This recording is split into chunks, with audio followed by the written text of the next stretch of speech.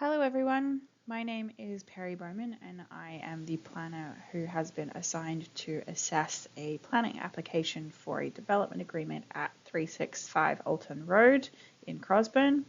This is a recording made following the public information meeting which was held on April 9th, 2026.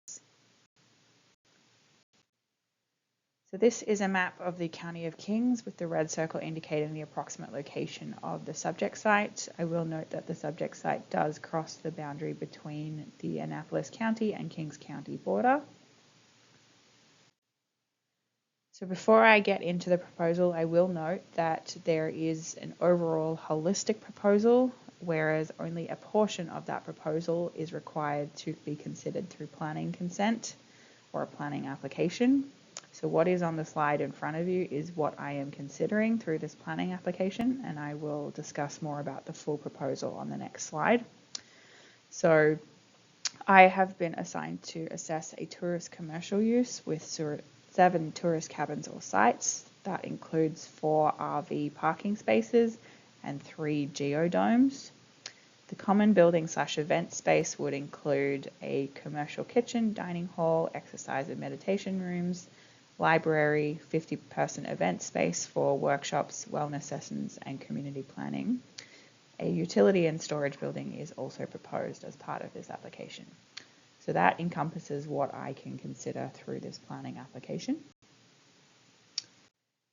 So the tourist to commercial use and the event space/common building are part of a larger proposal, which is shown on the plan on the screen at the moment.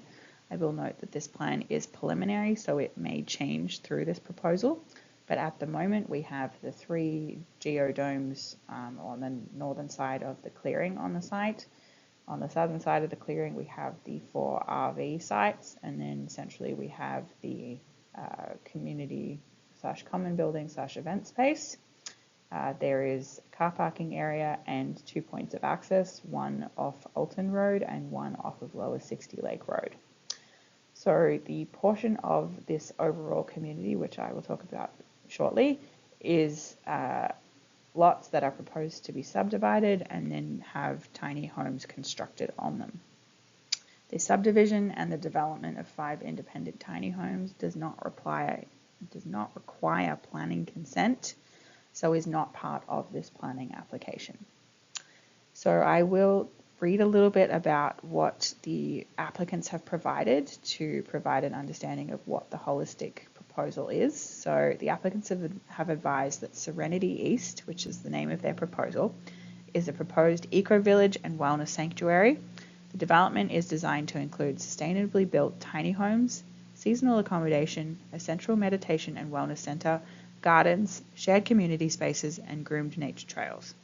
The project is intended to provide retirees with an affordable, environmentally responsible, community-focused living option. The proposal is intended to be low impact through renewable energy generation, permeable surfaces on the driveways, paths, and parking areas, rainwater harvesting along with the use of well water, compostable toilets in the seasonal domes, and a septic system for the rest of the site, and growing their own food in the gardens and orchards. So the plan on the plan on the screen shows all components of their overall eco-village proposal.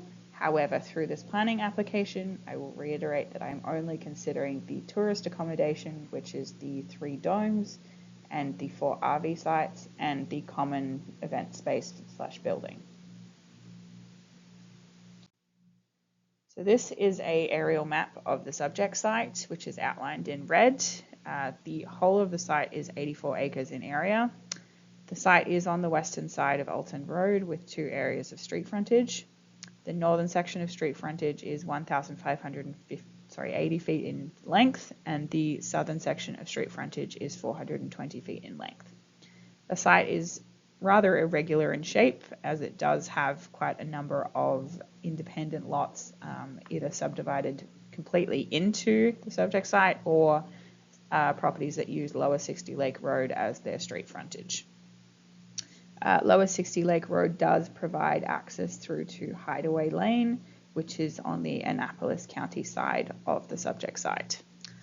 The subject site is heavily vegetated, but there was a clearing made on the northernmost, I guess, what we'll call a square area of the site a number of years ago. It has, I guess, grown back a little bit since that time, but there are no large trees retained in this clearing area on the site. So this is a zoning map of the subject site. Again, because it is located across the boundary of Annapolis and Kings County, there are two separate zones. On the Kings County side, all of the subject site and neighbouring properties are located in the Resource N1 zone, while the portion of the Annapolis side is located in the mixed use zone.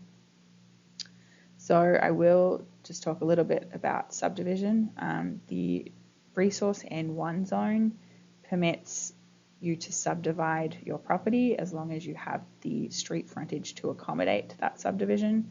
And the Resource N1 zone also permits one dwelling, which could have 1 or 2 units in that one dwelling per lot. So that is why the subdivision and the potential development of tiny homes does not require planning consent. The subdivision and the development of the tiny homes will need to go through a building and development permit, but that is a separate process. So the subject site, at least the portion on the Kings County side, is located in the Kings County resource designation, and the portion of the site on the Annapolis County side is in their mixed use designation.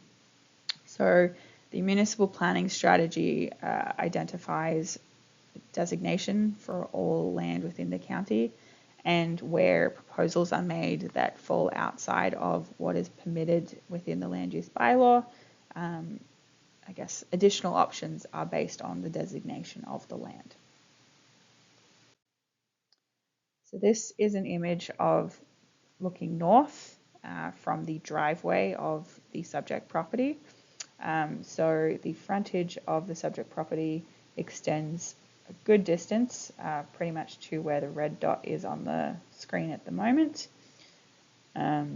The driveway to the property is behind this photo, and I guess as we saw from the site plan, there is a good portion of the subject site behind this photo as well. So this is looking up the driveway into the property currently, where some materials are being stored. This is looking south along Alton Road, and where the dot is on the screen, we can see the approximate entry point for Lower 60 Lake Road into the subject site. So this is a picture of the driveway into, I guess, the cleared area off of Lower 60 Lake Road. So behind these trees is the cleared area where the proposal is. So this is looking at the cleared area, which would be the location of the proposal as identified since the clearing, which was a number of years ago. I guess things have started to grow back in that time. But the trees in the background where the red dots are the opposite side of the clearing.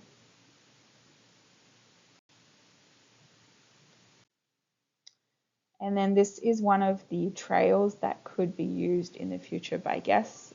Obviously at this time it is, we saw it in the snow, so it would be groomed to a degree that would permit safe travel by guests if this proposal is approved in its current form. So moving on to what is a development agreement. They are a legal contract between the municipality and a property owner. It enables uses that would not otherwise be permitted in a zone. They place site-specific conditions on the location and the design of a development, and it runs with the land until discharged. So this means that the development agreement stays with the land. So even if the property owners were to sell, the development agreement would not follow the property owners to their new property. It would stay with the property. And further to that, the ability to enter into a development agreement needs to be identified in the municipal planning strategy, including any criteria to be used to assess the proposal that requires a development agreement. We're going to talk a little bit about that now. So Municipal Planning Strategy Policy 2.5.13 says that council shall only consider by a development agreement within the resource designation. So we saw that the subject site is in the resource designation on the Kings County side. Proposals for visitor-oriented development. Councils shall be satisfied that the proposal is oriented to visitors. The subject property has an appropriate lot area. The site facilities are adequately buffered and or separated from surrounding residential uses or residential dwellings.